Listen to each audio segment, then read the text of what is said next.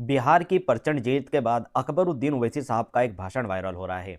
इस भाषण में अकबरुद्दीन ओवैसी साहब ने जवाब दिया है दरबारी शायर को, इकरा हसन को, अफजाल अंसारी को।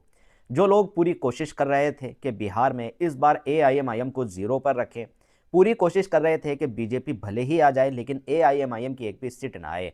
महागठबंधन ने पूरी कोशिश करी, पूरे जोर लगाए कि किसी तरह से एआईएमआईएम को रोकना है। क्यों रोकना है? कभी ये लोग कामयाब हो जाए, इनके अगर वोटर पक्के हो गए तो ये लोग हमारी नाक में दम कर देंगे। फिर ये लोग वे बातें मनवाएंगे जिन बातों को हमने इधर को सुनकर उधर को निकाल दिया है।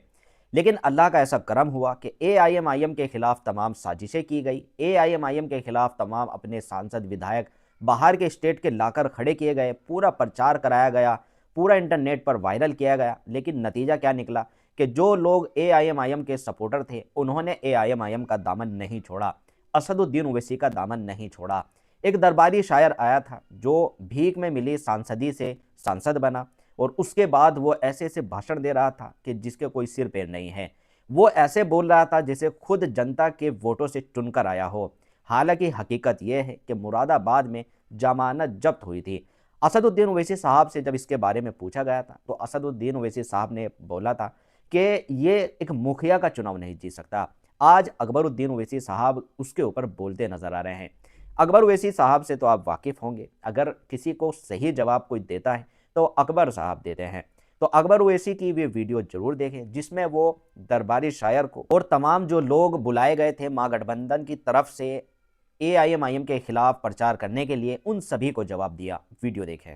लेकिन इल्जाम लगाने वालों इल्जाम लगाते रहे, हाल अरसे में भी इल्जाम लगते रहे। और क्या इल्जाम लगा?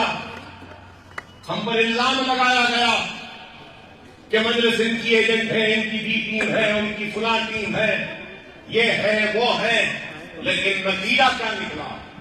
हम पे इल्जाम लगाए कि मजलिस में यहां पर जिनकी तारीफ कर रही है बिहार में उनके खिलाफ लड़ रही है। और चंद अहमक लोग, नादान लोग, अवाम ने जिनको मुस्तरद कर दिया, अपनी उम्र में सटिया गए हैं, बिहार में जाकर हमारे ऊपर तनकीद करते हैं और ये इल्जाम लगाते हैं कि मजलिस जो भी इख्तियार में नहीं उनके साथ हो जाती। अरे भाई चलो, आपकी बात थोड़ी देर के लिए मान लेता। सिक्के के दोनों होते हैं ना, एक हेड होता है, एक टेल होता है। सही है ना? चलिए आपकी बात को मैं मान लेता हूं, थोड़ी देर के लिए। दिल से नहीं मान रहा हूं, हुज्जत के लिए मान रहा हूं। चलो तुम्हारी बात सही, जो इख्तियार में है उसके करीब हो जाता। अरे दीवानों, उसका एक दूसरा रुख भी है। जो भी तख्त पे बैठता है वो हमको क्यों खरीद लाता है?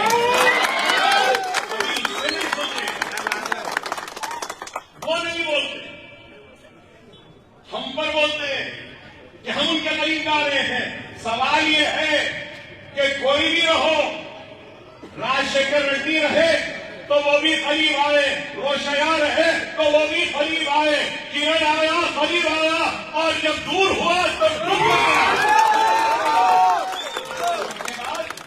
केसीआर आए, वो भी करीब हुए, और उनके आने के बाद में रेड्डी साहब आए तो लोग बोले अब गई मजलिस, अब गई। अब रेड्डी साहब भी आ गए करीब।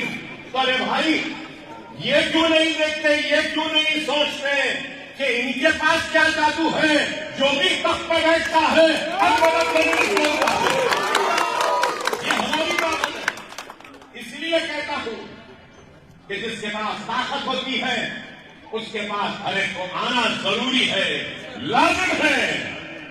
ताकत का नाम मजलिस है, ताकत का नाम मजलिस है, और मजलिस की ताकत का नाम आपका इतिहास है। यही है, हर कोई इल्जाम लगाए, लेकिन इल्जाम का नतीजा क्या हुआ? जो फैसला यहां लिए, अल्लाह ने उस फैसले की भी लाज रखी और बिहार में हमारी मेहनतों की भी लाज रखी। और वो दीवाने जो समझ रहे थे कि अब तो गई मजलिस, सालार इसलिए कहते थे कि सियासत इसलिए कहते थे।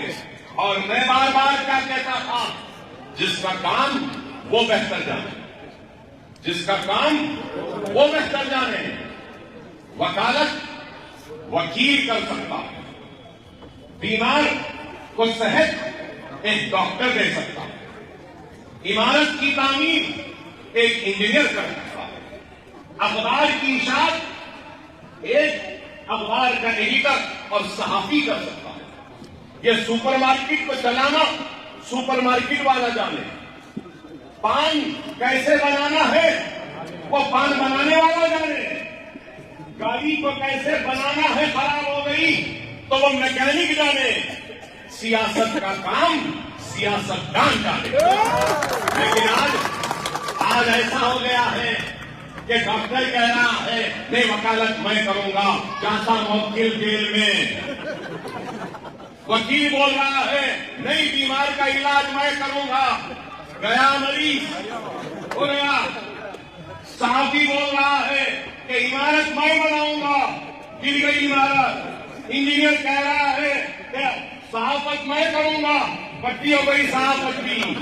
तो समझो मेरे भाई, पान बनाने वाला कह रहा है नहीं मैं पान नहीं मोटर मैं बनाऊंगा, मोटरसाइकिल मैं करूंगा, गई मोटरसाइकिल बनाने वाला मैकेनिक बोला नहीं पान का बीड़ा मैं बनाऊंगा, चुनना ज्यादा हो जाएगा, मुंह फट जाएगा, हो गया और बीमारियां फैल यही है। अरे आज आपको गौर करना, अगर आप सफर के लिए आ रहे हैं, 3 लोग हैं तो अमीर को मुंतखब करना, अरे ये तो बड़ा काम है। हमारा सदर हमारा अमीर है और अमीर की बात करना हमारा ईमानी फर्ज है। और हमारे सदर ने जो फैसला लिया उस फैसले पे अमल करना हमारी जिम्मेदारी।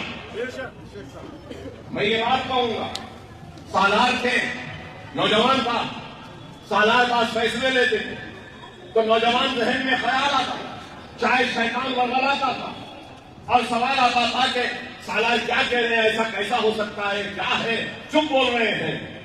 लेकिन उस वक्त हमारी जवानी का जोश या हमारे इल्म की काबिलियत ये कहती थी कि नहीं सालार गलत फैसला ले रहे हैं, लेकिन सालार का फैसला सही साबित होता है।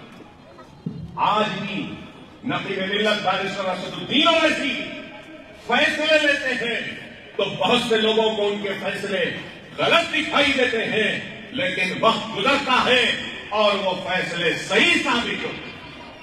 मिल्लत के वसीकर मफाद को देखकर फैसले लिए जाते हैं, इंफरादियत से नहीं लिए जाते। और अल्लाह ने ये दुनिया का निजाम अल्लाह की मर्जी के बगैर नहीं चलता।